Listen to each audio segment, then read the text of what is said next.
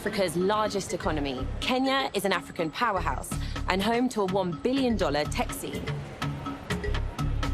But with 75% of the population under 35, it's also facing high youth unemployment, soaring living costs, and a widening gap between rich and poor. I'm Iman Amrani, and I've come to Kenya to meet two activists from the country's capital, Nairobi. From fighting for social justice to combating police violence, they both want to empower their communities and make them safer. Welcome to Generation Change, a global series that attempts to understand and challenge the ideas that mobilize youth around the world.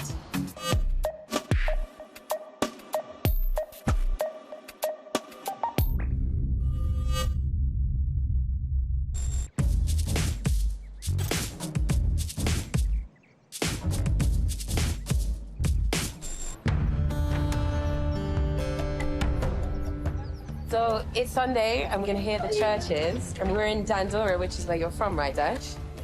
And this is an informal settlement, but it's also the country's largest landfill site. What was it like for you growing up here? So one of the challenges is getting an access to good quality education. So initially, my mother didn't have a good job, so you find out that it's not enough for us to pay rent and food and education as well. My mother got sick because she was engaged in drug abuse because of stress and all that.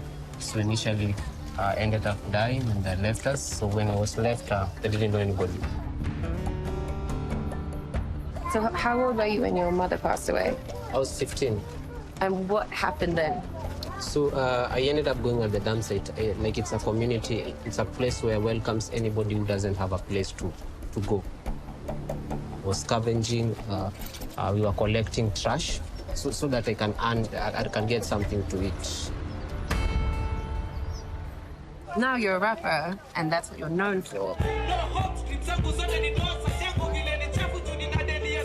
What was the transition like from, being on the dump site and working there to being an artist and doing what you do now?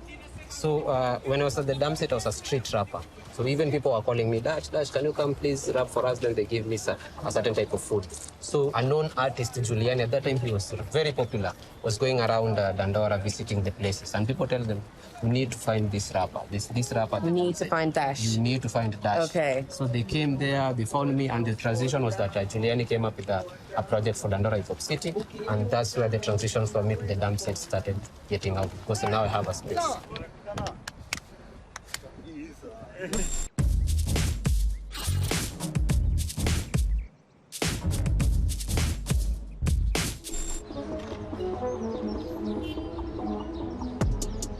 How did working on the dump site politicize you? Whenever you're at the dump site, you feel like you are hopeless, you are in a dark place where people don't appreciate you, you don't have a voice, nobody cares about who you are. So initially for me, it was like I'm in a world where I'm facing a lot of social vices. Whenever I'm sick, nobody cares. If I have a good song, nobody cares. There's nobody to share what I have. I was performing to the birds. Very early in the morning, you find them are just there. So I was seeing them as the real audience.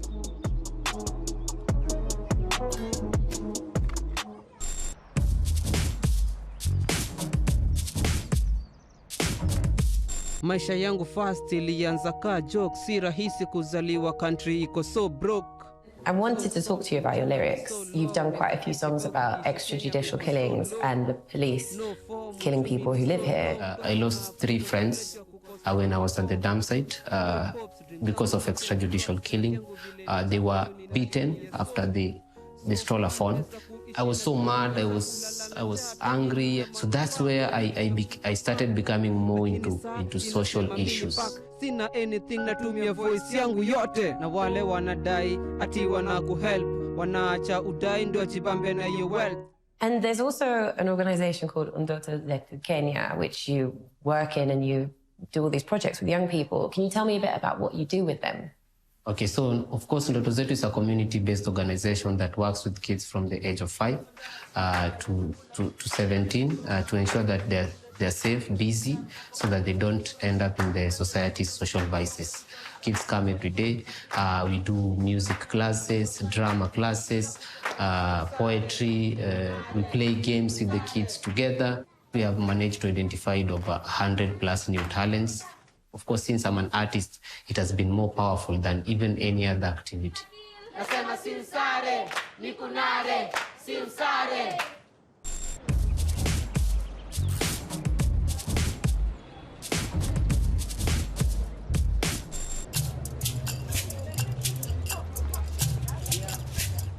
So, Ajazeera, you co-founded the Matari Social Justice Centre, which aims at tackling all forms of structural violence. Can you explain a bit about what made you want to start the organisation? I was born in Madare, and I grew up in Madare. It's the second biggest slum in Kenya. I love Madare, you know. I was a happy child. And when I became an adult is when I could see now the violence that the people in my community were going through. The poverty, the police brutality, the police killings, the lack of clean water. So growing up in Madare is a lot of like growing up in a village where everybody knows everybody. So when something happens to one of us, you really feel it. So the killings in particular, they were too much. It was just too much. So to challenge that, we formed Matari Social Justice Centre. And were there any personal experiences that you lived in Matari that made you want to start the organisation? Yes. My own brother was killed by police in 2007-2008 post-election violence in Kenya. And that, with a lot of other young people that I have grown up with being killed. And this is not just my story alone. This is the story of many young people in Madari. You either have a friend, a cousin, a brother, a neighbor that was killed by police.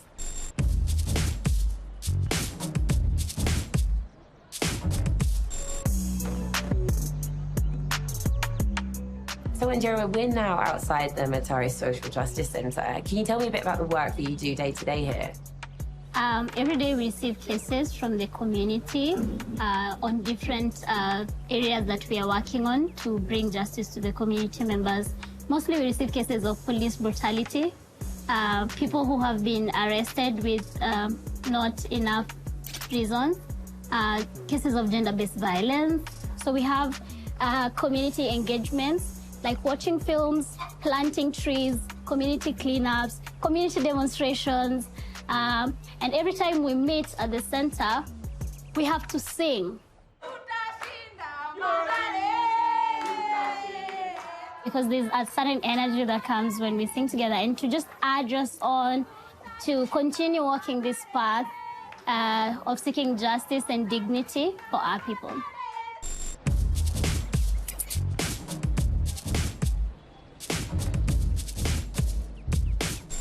I wanted to ask you about the time in 2020 when you were a protest against police brutality and you resisted arrest from 3 armed police officers. And there was a huge reaction because the video of this happening went viral and lots of people saw it. Madam, okay. How was that experience for you, and were you surprised by the reaction that it got? Yes, I was surprised that it even went viral. I didn't know it was going to be that impactful. I protest because you're killing us. You police. That I am a woman that was able to stand up for myself made the young men in my community more emboldened to stand up for themselves. It made them feel more powerful. When we lose our fear, they lose their power. I also have to say that at that very moment, it was the pain of every mother I have worked with in seeking justice for their son. Every case I have documented, every single person I have seen lose their lives in my community, that gave me the strength to say that this was enough and these killings have had to stop.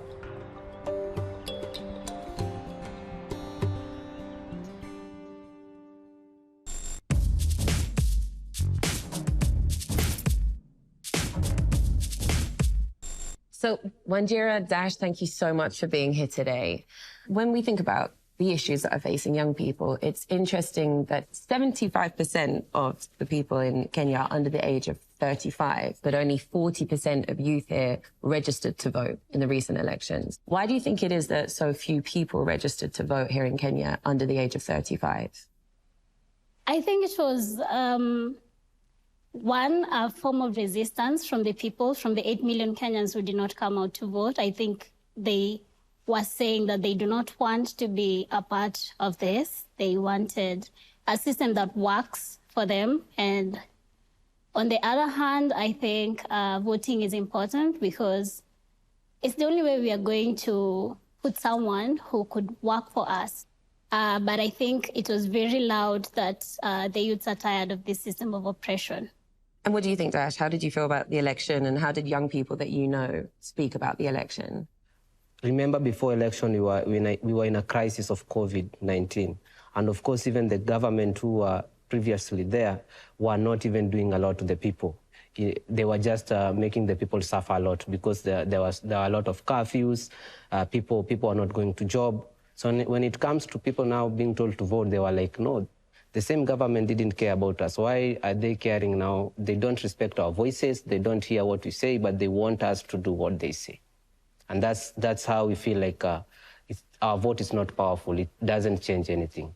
Do you also feel that sense of apathy towards the system? I do, because we've been voting since the country got independence with little change. Look at the community where I come from. It's still the same poverty from before. So people were beginning to feel like, wait a minute, why do I even go to vote? It doesn't change my life in any way. How do you bring about change if you withdraw from the system as it exists now? How can you amplify the issues that matter to you most? I think we need an alternative system that centers people at the very core of the issues we are trying to address. How we need to bring about change is organize ourselves as the youths and advocate with one voice as one group about the issues that matter to us. I feel like we shouldn't take a backseat and watch and complain and say, this system doesn't work for us, these people are corrupt. Can we actively organize against that system together? I know that you both care a lot about extrajudicial killings in Kenya. Around the world, there are conversations around police brutality and deaths at the hands of the police. Could you explain to me what it is like in Kenya in regards to the extrajudicial killings? The way America started the hashtag Black Lives Matter, I think it mattered most in Kenya because personally I've lost 20 plus friends. Most of them were killed by police and mob justice. And initially this is just specific only Dandora. So if you imagine how many happens each and every day in Mathare, in Kibera, in other streets. So it's quite a very, very big issue that has been happening, and we haven't been getting a solution. And Munjaro, how would you explain it? Kenya was a British colony. When we got independence, the police service that was serving the colonial government did not change. When Jomo Kenyatta became president of Kenya, he continued with the same police force that the colonial government was using, and therefore passing on their practices and the trauma they would cause upon the people to present-day Kenyans living in informal settlements.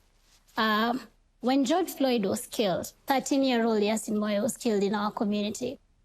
And when we planned the protests, it was the first time I saw Kenyans so invested in tackling matters of extrajudicial killings in the country. Usually we will hold our demos in our informal settlements, but when George Floyd was killed, Kenyans connected their struggle in the US and our struggle down here and came out in large numbers to say, we demand an end to extrajudicial killings. So police officers have justified 72% of the killings that have happened, alleging that they were a result of anti-crime operations.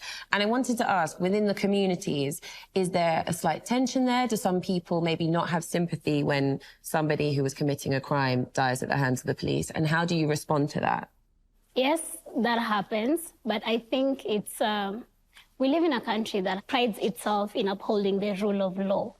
What we have always said is, if someone has been found doing something wrong, can we have the law be followed? Can we have them arrested and taken to court and prosecuted, instead of the police deciding to be the judge and the jury and the executioner? Because this is what happens most of the time. And this is a crime not just in Kenya, but everywhere else. I do not think police have a right to take away anybody's life when there is a law that can be followed. For me, the biggest issue has been equality. They are not treating people same. Like, we have been having news like a certain person was took money for the government, these MPs, governors, on news, but they're not being killed. Why is it that in where we live in Dandora that someone has just stole a phone, was murdered? A criminal is a criminal according to the law. So we need to put it clear that it needs to be an equal thing. We feel like it's not run equally. I want to agree with Dash. There was the case of COVID billionaires. Like, some people in government had stolen billions meant to mitigate the effects of COVID-19 in the country. During this period, there was also a lot of poverty in the communities, and actually, police did not arrest the COVID billionaires despite having been a protest. It is the people protesting against these COVID billionaires that were actually arrested. So what Dash is saying is there's a distinction between people who are stealing to survive and people who are stealing from the people, because the government stole from the poor in that particular instant, which led them to early graves. When you say that you're fighting for justice, what does justice look like for you? So for me, justice means this are consistent, like people are treated same. It's like following the law. When a boy is killed with the police, one, remember that's extrajudicial killing. Two, you are not given a permit by the police to conduct a fundraising so as to get funds to do the burial. In which, one, you haven't got justice because that person was killed and it's wrong. Two, you're not given a permit. So, of course, there's no justice there. So if I fight justice, that people should be treated equally. That's what justice means to me. And what about you, Ajazeera? What does justice look like to you? And when you're fighting for that, what is it that you're thinking about? My brother was killed by police. Justice ideally would look like me getting back my brother, but that is not possible. So justice would look like preventing other people from losing their loved ones. It's the only thing that would make sense for me. It's the only reason we are fighting that these killings needs to stop, so Kenyans do not have to go through unnecessary pain caused by the bullet. So has there ever been a time that you have seen justice in action in Kenya with regards to, police killings? Yes. There was a case we were following of the officer commanding station of Raraka police station who killed someone in the police station. He drowned them in a drum full of water, and other inmates could see that. And when we documented this case together with International Justice Mission, we took it to court. And we attended court sessions wearing T-shirts written justice for Martin Kome. And the excitement when he was sentenced to life imprisonment. And that was the first time I saw justice in action in this country. And I want to move the conversation a little bit into some other areas that I know you care about. I want to specifically also talk to you, Dash, about music. It feels like it is really a lifeline for you. Yeah, so for me, music is life. I feel like the way people have a power, like the way the police have the gun, and they feel powerful with the gun. So for me, I feel powerful when I have music because it's part of my life. Last year, we had a case, a very big case in Dandora, where a police was looking for a certain thief.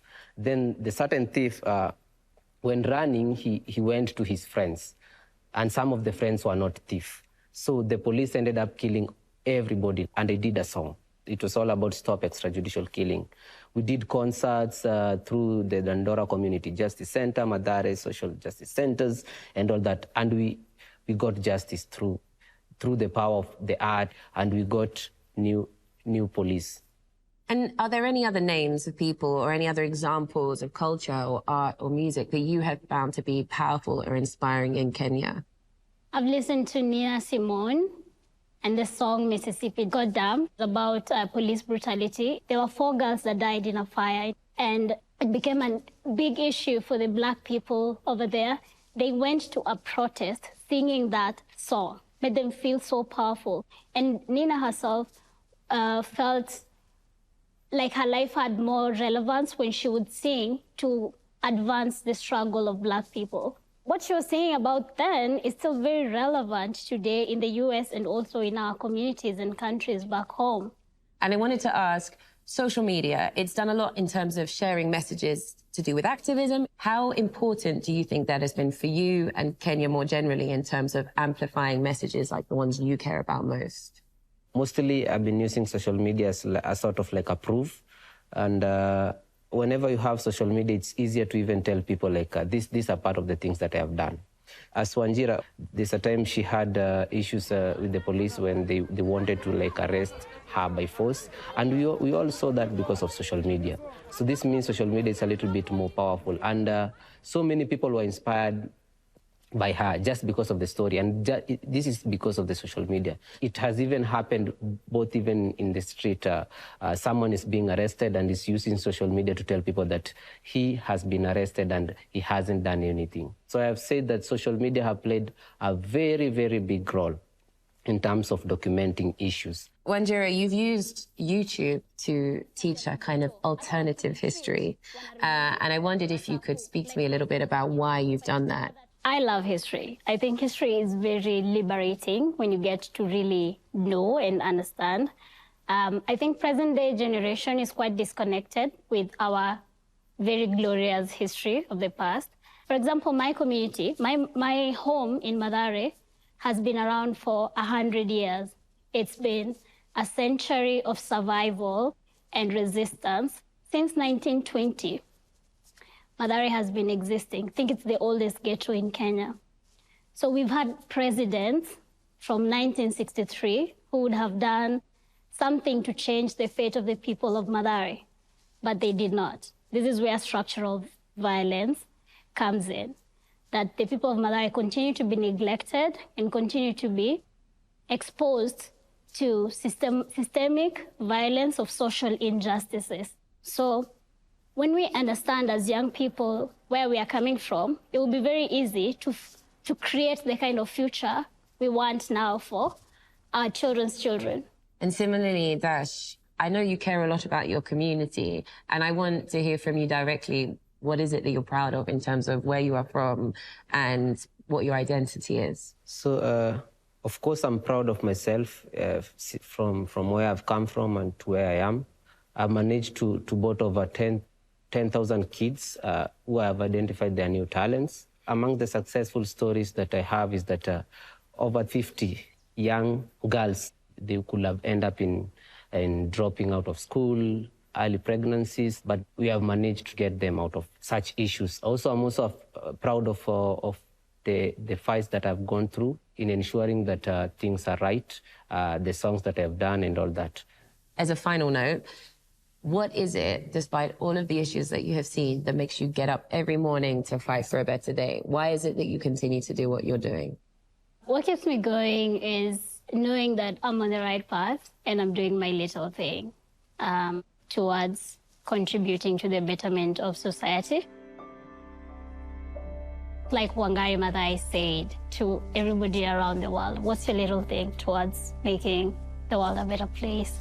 So that is my little thing, and I'm happy doing it.